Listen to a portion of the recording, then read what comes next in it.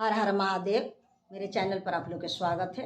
ये भोले बाबा का भजन अच्छा लगे तो लाइक शेयर और सब्सक्राइब कीजिएगा, कमेंट भी करके बताइएगा। एक दिन की बात है, गौरा जी नाराज होकर के भोले बाबा से बोल रही है, भोला जी आप भांग धतूरा छोड़ दीजिए, नहीं तो मैं मैके चली जाऊंगी।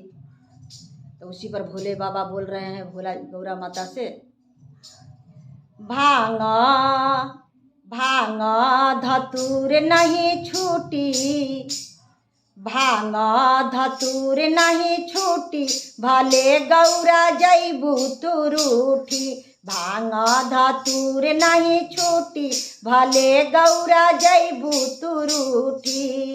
जैबू तुरूठी गौरा जैबू तुरूठी, जैबू तुरूठी गौरा जैबू तुरूठी। भांग धतूर नहीं छूटी, भले गौरा जैबू तुरूठी।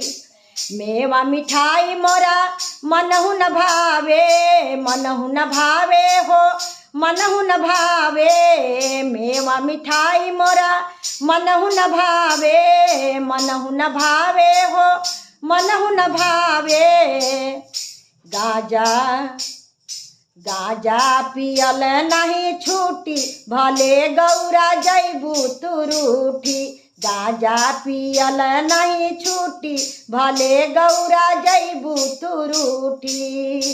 जैबू तुरूठी गौरा जैबू तुरूठी, जैबू तुरूठी गौरा जैबू तुरूठी। गाजा पियल नहीं छूटी, भले गौरा जैबू तुरूठी।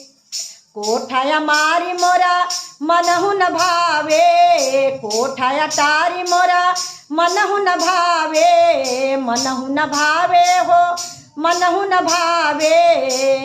पर्वत पर्वत पहाड़ नहीं छूटी, भले गौरा जैबू तुरूठी। पर्वत पहाड़ नहीं छूटी, भले गौरा जैबू तुरूठी। हाथी से घोड़ा मोरा मनहु न भावे, हाथी से घोड़ा मोरा मनहु न भावे, मनहु न भावे हो मनहु न भावे। बसहा बसहा बैल नहीं छूटी, भले गौरा जैबू तुरूठी। बसहा बैल नहीं छूटी, भले गौरा जैबू तुरूठी। साल दो साल मोरा मनहु न भावे, साल दो साल मोरा मनहु न भावे, मनहु न भावे गौरा मनहु न भावे। साल दो साल मोरा मनहु न भावे। मिर्गा के छाला नहीं छूटी, भले गौरा जैबू तुरूठी। मिर्गा के छाला नहीं छूटी, भले गौरा जैबू तुरूठी। जैबू तुरूठी गौरा जैबू तुरूठी, जैबू तुरूठी गौरा जैबू तुरूठी। भांग धतूर नहीं छूटी, भले गौरा जैबू तुरूठी। भांग धतूर नहीं छूटी, भले गौरा जैबू तुरूठी। चीलम पियल नहीं छूटी, भले गौरा जैबू तुरूठी। गाजा पियल नहीं छूटी, भले गौरा जैबू तुरूठी। जैबू तुरूठी गौरा जैबू तुरूठी, जैबू तुरूठी गौरा जैबू तुरूठी। बाजा पियल नहीं छूटी, भले गौरा जैबू तुरूठी।